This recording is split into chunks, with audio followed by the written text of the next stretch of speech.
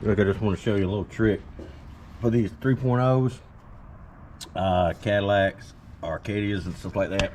Just undo your, a lot of people don't want to do it. They don't want to undo your thermostat housing right here. Just undo it some, and don't leave your bottom bolt in there. And then just kind of move it back, and then take your 10mm deep well. You'll get right up in that bottom bolt. No problem. Everything will come right off.